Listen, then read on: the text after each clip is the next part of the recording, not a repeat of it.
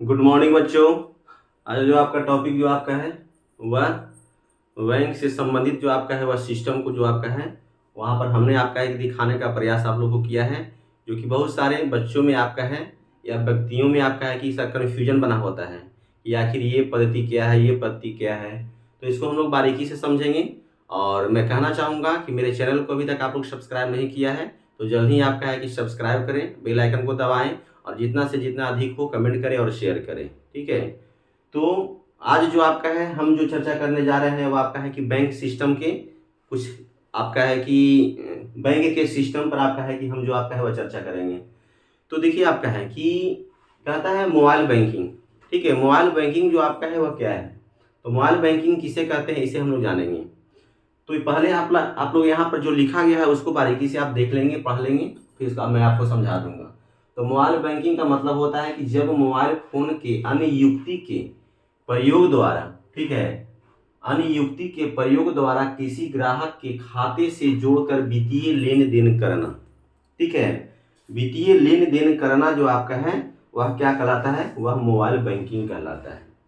देखिए इसका मतलब ये चीज हुआ कि जब मोबाइल फोन के अन्य युक्ति के प्रयोग द्वारा किसी ग्राहकों के खाते से जोड़कर वित्तीय लेन देन जो आपका किया जाना, यह जो आपका होता है वह मोबाइल बैंकिंग कहलाता है। जैसे आए दिन आप लोग को बहुत सारा चीज जो आपका है, जैसे होता क्या है कि जब आप पैसे की निकासी करते हैं या पैसे की जमा करते हैं तो देखा जाता है कि आपके मोबाइल पर आपका क्या एसएमएस आ गया, यानी आप ये चीज़ जान गए कि मेरे खाते में कितना पैसा जमा हुआ है, कितना आप निकाले हैं, कितना बजे आप डाले हैं, कितना बजे डिपॉजिट हुआ है, या आपकी सैलरी आई है या नहीं आई है। तो ये सारे सुविधाएं जो आपका है बैंक के द्वारा दी जाने वाली जो सुविधाएं जो आपका है वह मोबाइल बैंकिंग कहलाता है। चलिए दूसरा आपका है ब्रांच बैंकिंग। ब्रांच बैंकिंग किसे कहते हैं, तो पहले हम लोग इसको लिखे हुए चीज़ों को पहले पढ़ लेते हैं आराम से। ब्रांच बैंकिंग में हमने आपको लिखा है किसी बैंक का प्रधान शाखा के साथ साथ अन्य शाखा भी कार्यरत हो।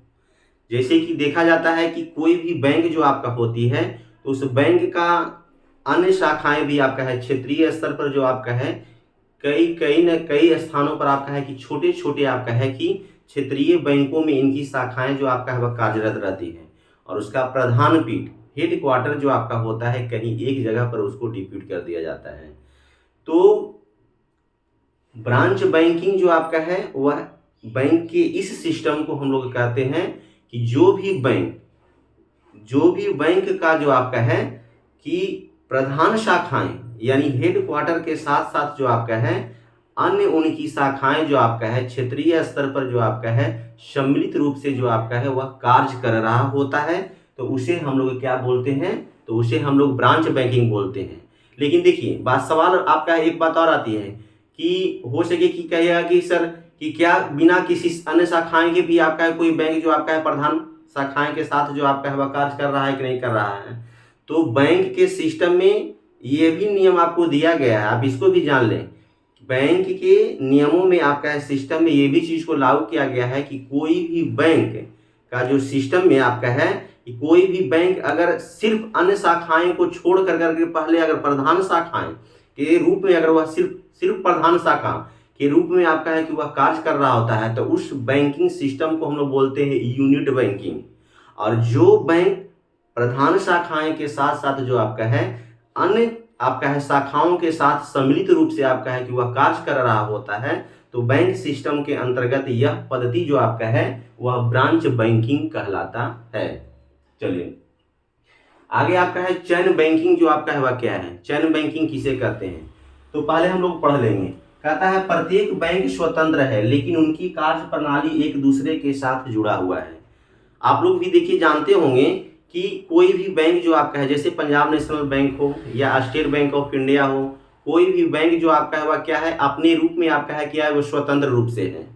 माने सभी जो आपका है वह क्या है अपने रूप में आपका है कि वह स्वतंत्र रूप से है, लेकिन कार्य प्रणाली को एक दूसरे के साथ संलग्न कर दिया गया है, अर्थात जोड़ दिया गया है। तो जोड़ क्या दिया गया है ये चीज़ को आप लोग समझिए। जैसे कि हम लोग क्या करते हैं कि पंजाब नेशनल बैंक को डेबिट कार्ड को लेकर के जाते हैं और हम लोग जाते हैं कि किसी एसबीआई बैंक में जाकर के डेबिट कार्ड को डालते हैं और पैसे की निकासी कर लेते हैं।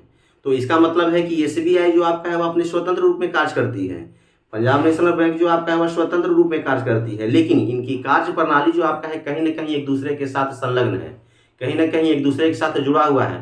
तब है कि होता क्या है कि हम लोग पंजाब नेशनल बैंक के डेबिट कार्ड को लेकर के जाते हैं और स्टेट बैंक ऑफ इंडिया के एटीएम से पैसे की निकासी कर लेते हैं। तो यह सिस्टम जो आपका है वह क्या कहलाता है, चैन बैंकिंग कहलाता है। तो आज के जो टॉपिक में आप लोग का 3 जो आपका है बैंक सिस्टम के अंतर्गत मोबाइल बैंकिंग को जाना, ब्रांच बैंकिंग को जाना और चैन बैंकिंग को जाना। चलिए धन्यवाद।